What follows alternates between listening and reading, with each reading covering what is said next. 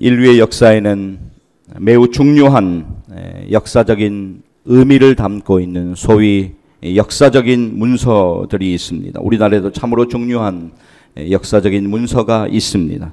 그것은 1919년 일제치하에서 최남선 선생이 작성하고 또 애국지사 33인에 의해 서명된 기미 독립 선언문입니다. 1919년 3월 1일 오후 2시 서울의 파고다 공원에서 5천여 명의 사람들이 모인 가운데 역사적인 독립 선언문 낭독이 있었고, 그 후에 그곳에 모인 사람들은 일제히 대한독립 만세를 외치며 그렇게 그 이후의 시간들을 시작했습니다.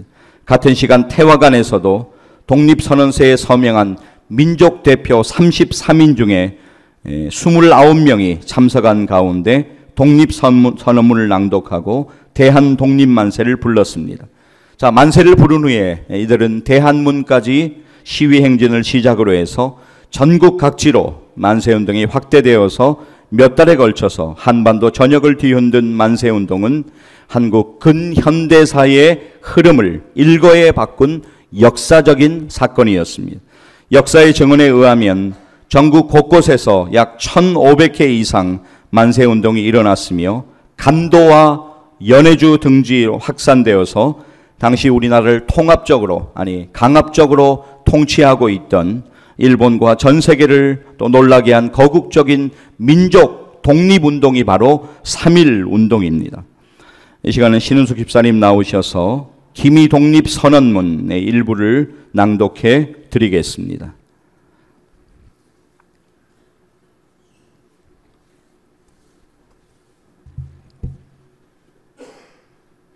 독립선언문. 우리는 여기에 우리 조선이 독립된 나라인 것과 조선 사람이 자주하는 국민인 것을 선언하노라. 이것으로써 세계 모든 나라에 알려 인류가 평등하다는 큰 뜻을 밝히며, 이것으로써 자손 만대에 알려 결의가 스스로 존재하는 마땅한 권리를 영원히 누리도록 하노라.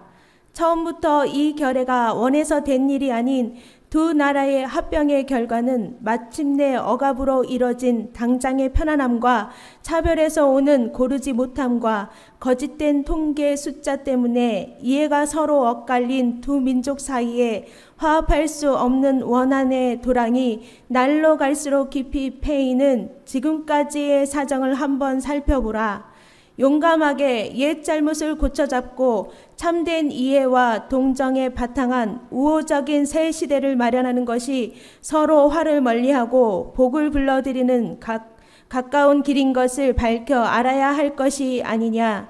또한 울분과 원한이 쌓이고 쌓인 2천만 국민을 힘으로 붙잡아 묶어둔다는 것은 다만 동양의 영원한 평화를 보장하는 노릇이 아닐 뿐 아니라 이것이 동양의 평안함과 위대함을 좌우하는 4억 중국 사람들의 일본에 대한 두려움과 새함을 갈수록 짙어지게 하여 그 결과로 동양 전체가 함께 쓰러져 망하는 비운을 초래할 것이 뻔한 터에 오늘 우리의 조선 독립은 조선 사람으로 하여금 정당한 삶과 번영을 이루게 하는 동시에 일본으로 하여금 잘못된 길에서 벗어나 동양을 버티고 나갈 이로서의 무거운 책임을 다하게 하는 것이며, 중국으로 하여금 꿈에도 피하지 못할 불안과 공포로부터 떠나게 하는 것이며, 또 동양의 평화가 중요한 일부가 되는 세계 평화와 인류 복지에 꼭 있어야 할 단계가 되게 하는 것이라. 이것이 어찌 구구한 감정상의 문제이겠느냐. 우리가 본디 타고난 자유권을 지켜 풍성한 삶의 즐거움을 마음껏 누릴 것이며, 우리가 넉넉히 지닌 바 독창적 능력을 발휘하여 봄 기운이 가득한 온누리에 결의의 뛰어남을 꽃피우리라. 우리는 그래서 분발하는 바이라. 양심이 우리와 함께 있고 진리가 우리와 더불어 전진하나니 남자 여자 어른 아이 할 것 없이 음침한 옛집에서 힘차게 뛰쳐나와 삼라만상과 더불어 즐거운 부활을 이룩하게 되누나, 천만세 조상들의 넋이 우리를 안으로 지키고 전 세계의 움직임이 우리를 밖으로 보호하나니 일에 손을 대면 곧 성공을 이룩할 것이라.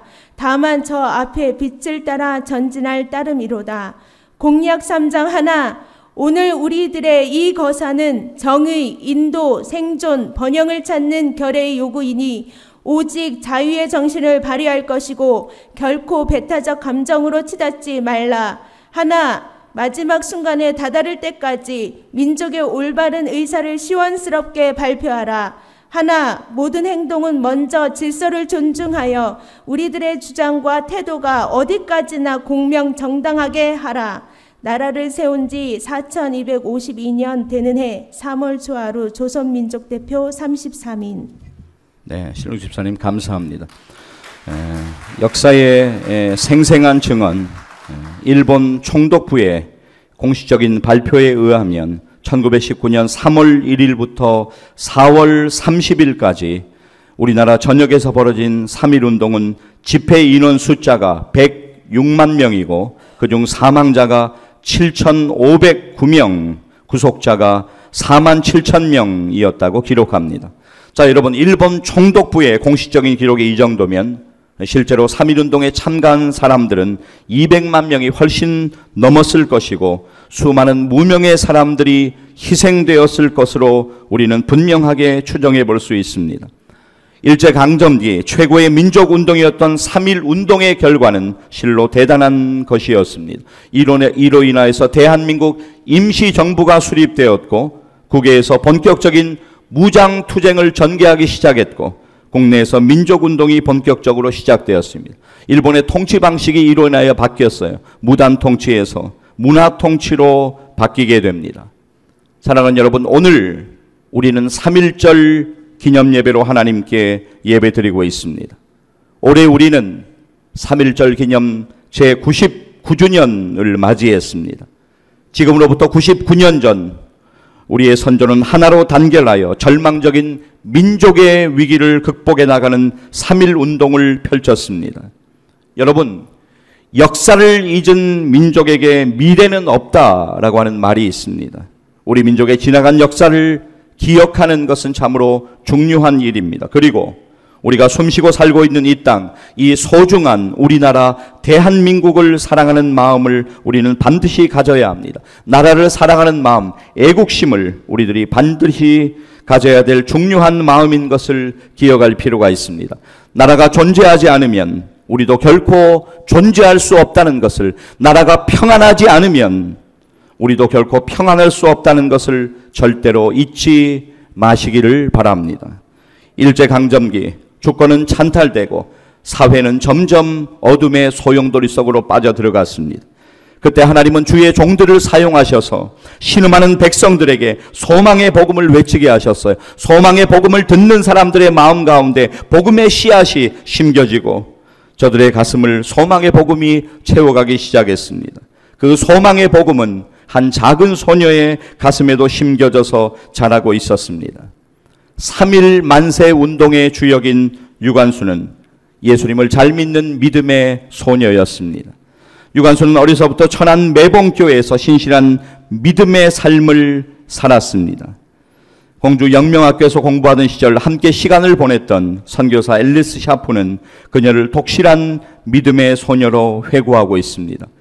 정동제일교회 손정도 목사님 이런 설교를 많이 하셨어요. 십자가 신앙으로 구원받은 성도는 십자가 신앙으로 민족을 섬겨야 한다, 이런 설교를 하셨는데 이 설교 말씀에 유관순이 많은 은혜를 받았다고 합니다.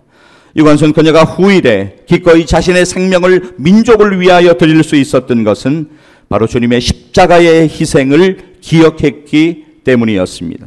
1919년 3월 13일 유관순이 고향에서의 독립운동을 위해서 독립선언서를 숨겨가지고 고향 아우네로 내려왔을 때, 고향은 너무나도 조용한 분위기였습니다. 고향 사람들을 설득했지만 어린 나이로 고향 사람들을 설득하는 것은 쉽지만은 않았습니다. 그때 유관순은 어린 조카 유재하를 데리고 천안의 매봉산으로 올라갑니다. 그리고 참으로 추운 날씨 가운데였지만 3일 동안 나라를 위하여 기도를 시작합니다. 이 3일 동안의 기도를 유관순의 조카 유재하는 이렇게 회고합니다. 사흘 동안 기도만 했습니다. 사흘째 되던 날 기도를 마친 그녀의 얼굴은 온통 환하게 빛이 났고 말에 힘이 있었고 담대한 모습이었습니다.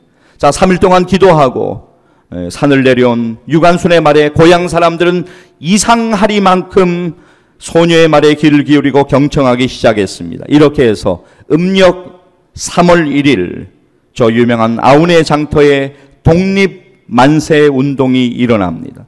여러분, 이 일을 어린 소녀 유관순이 혼자 할 수가 있었던 것일까요? 그렇지 않습니다. 하나님께 간절히 기도한 어린 소녀의 기도를 들으시고 친히 인도하여 주신 것입니다. 유관순이 체포됐어요. 독립만세 운동을 하고 바로 체포되어서 감옥에서 여러 가지 고문과 함께 어려움을 당하고 있었지만 하루도 거르지 않고 조국을 위해서 또 자신의 믿음을 위해서 그리고 감옥에 같이 갇혀있는 사람들을 위해서 기도했다고 역사는 우리에게 전합니다. 1920년 10월 달 어느 날 18살의 나이로 생을 마친 유관순은 단순한 애국열사가 아닌 순교자로서의 생을 마감하고 하나님 품에 안깁니다. 유관순이 죽자 비상이 걸렸어요. 감옥 책임자들이 비밀리에 회의를 내가지고 빨리 시신을 화장하고 처리해버리려고 하는데 선교사님들이 가만히 있지 않았어요. 선교사님이 찾아가서 항의하기 시작했습니다. 결국은 선교사님들의 항의로 정동교회로 유관순의 시신이 옮겨지고 정동교회 교회장으로 장례 예배가 열리게 되었습니다.